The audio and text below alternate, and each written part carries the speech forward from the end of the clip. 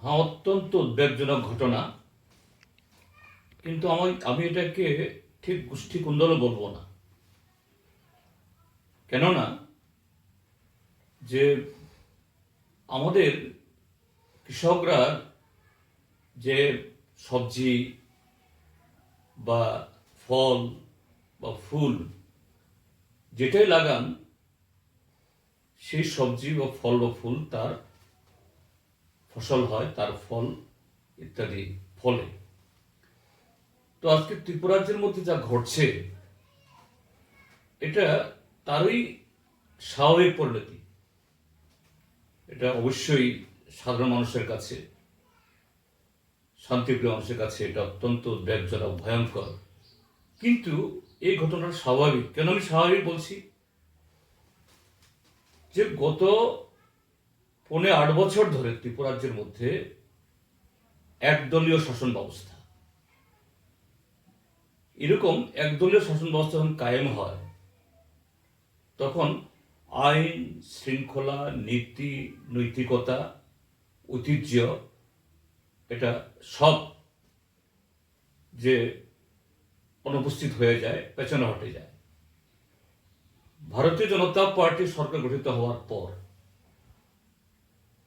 তারা এই রাজ্যের মধ্যে এরা মনে করেছে সমস্ত নীতি নৈতিকতা এটাকে অস্বীকার করে তারা এই রাজ্যটাকে লুট করবেন।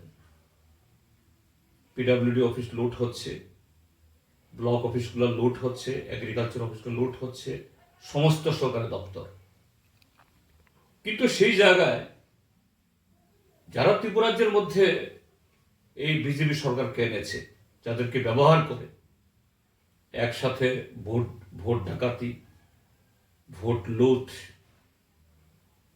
মানুষের গণতান্ত্রিক অধিকার হরণ, ভোট দিতে না দেওয়া, কিন্তু সরকার দখল করার পর মিউনিসিপ্যালিটি, জেলা পরিষদ, পঞ্চায়েত সমিতি বা গ্রাম পঞ্চায়েত, এখন মুষ্টিমেয় কিছু লোক যাদের সাথে মিলে এই সরকারটা তৈরি করেছে অন্যায়ভাবে, অগণতান্ত্রিক পথে, এরা তো সবাই ভাগ পাচ্ছে না। অল্প হাতে গোনা কিছু লোক তো সরকারের দিন ফুরাচ্ছে। ইতিমধ্যেই 3.5 বছর চলে গেছে, আর মাত্র 2 বছর। কাজে অবশিষ্ট যাদের সংখ্যা ভারী, এরা দেখছে এদের কপালে কিছু জুটছে না। কাজেই গতকাল যে কৈলাসহরে ঘটনাটা হলো, এর আগে কুমারঘাটে হয়েছে, ওই সোনামরা হয়েছে, উদয়পুরে হয়েছে, তারপর এই বিশালগড়ে হয়েছে, মোহনপুরে হয়েছে, অহরহ সর্বত্র এটা লুটের বখরা নিয়ে কারাকারি। এই জন্যই বলছি এটা গোষ্ঠী কুন্দল না। গোষ্ঠী যদি হয়, এবং আমি একটা এই ইতে দেখেছি একটা চ্যানেলে, যে মাননীয় মুখ্যমন্ত্রী বলছেন এটাকে রাজনীতিকরণ করা ঠিক হবে না। এটা কিসে? হ্যাঁ ঠিক, রাজনীতি হলে পর নীতি থাকবে, কর্মসূচি থাকবে। এখানে কোনো রাজনীতি নেই। এখানে একটাই হলো যে অনৈতিকতা, অরাজকতা, লুটের সামগ্রী নিয়ে, বখরা নিয়ে কারাকারি। কারো মাথা ফাটছে, কারোর পা ভাঙছে, কারো হাত ভাঙছে, কারো বাড়ি জ্বলছে, আর অন্যদিকে বিরোধীদের উপরে আক্রমণ তো বটেই। এই হলো ঘটনা। আমরা দেখতে পাচ্ছি একটা অংশের লোক এটাকে ধর্মীয় মেরুকরণের চেষ্টা করছে, সেই বিষয়ে কি বলবেন? এটা একটা অংশের নয়, এটা শাসক দলই। কি করবে? ভারতীয় জনতা পার্টি তাদের অপদার্থতা, অকর্মণ্যতা, জনবিচ্ছিন্নতা আটকাতে পারছে না। যে জনগণের পয়সা খরচ করে কোটি কোটি টাকার এই বিজ্ঞাপন ছাপালেই কি জনগণ বুঝবে?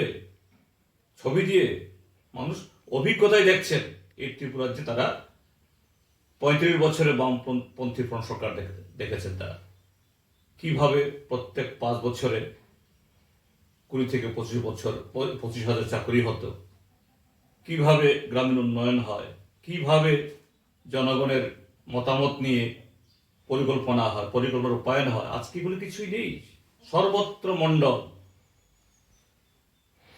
কাজেই এই যে অপদার্থতা, এটাকে আড়াল করার জন্য সর্বত্র এই ধর্মের ব্যবহার, অর্থাৎ এইভাবে ধর্মের দোহাই দিয়ে।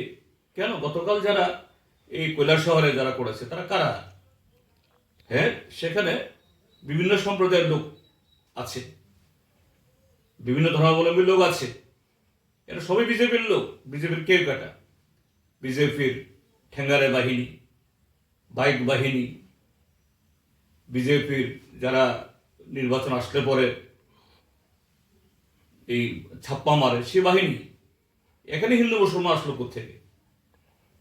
এটা হিন্দু মুসলমান বা ধর্মের ব্যাপার নয়, এটা যে এই ঘটনাকে নিজেদের ব্যর্থতাকে আড়াল করার জন্য মুখ্যমন্ত্রী থেকে শুরু করে তাদের নেতা সবাই এইভাবেই ধর্মকে ডাল হিসেবে ব্যবহার করছে।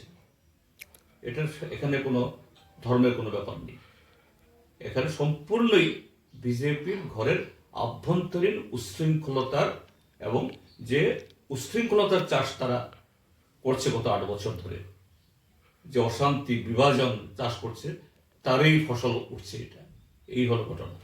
আমরা দেখতে পেয়েছি একটা জায়গায় মাননীয় মুখ্যমন্ত্রী বলেছেন আইনের পথে চলবে এবং আইনের শাসনের কথা।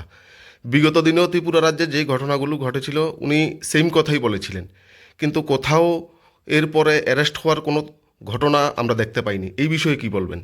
আমি অত্যন্ত ব্যথিত আমাদের রাজ্যের মাননীয় মুখ্যমন্ত্রী কিভাবে এই আইন শব্দটি তিনি তার মুখে উচ্চারিত হয়। যদি আইনের পথে চলে, তিনি মুখ্যমন্ত্রী সহ আরো অনেক মন্ত্রী এমএলএ নির্বাচিত হতে পারেন না। ছাপ্পা ভোট, রিগিং এসব করে তারা আসেন। তারপর হলো তার বিগত এই প্রায় 4 বছর হয়ে গেল মুখ্যমন্ত্রীত্বে, কোথায় আইন আছে? কোথায় আইন নিয়ে চলে?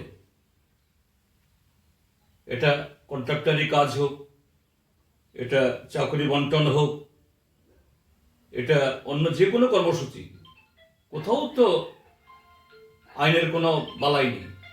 আর সত্যিকার যদি আইনের পথে চলে, এই ভারতীয় জনতা পার্টি তথাকথিত এই সমস্ত দেবতুল্য কার্যকর্তারা গতকাল যে ট্রেলার তারা দেখিয়েছে, এরা সবাই জেল হাজতে থাকবে। কাজেই উনার মুখে এই আইন শব্দটির উচ্চারণটা মানায় না। এটা অত্যন্ত, ওনার কাছ থেকে শুনে আমি ব্যথিত। আর দিক থেকে আমাদের রাজ্যের এরকম অবস্থায় মুখ্যমন্ত্রীর যে অসহায় অবস্থা দেখে আমি লজ্জিত।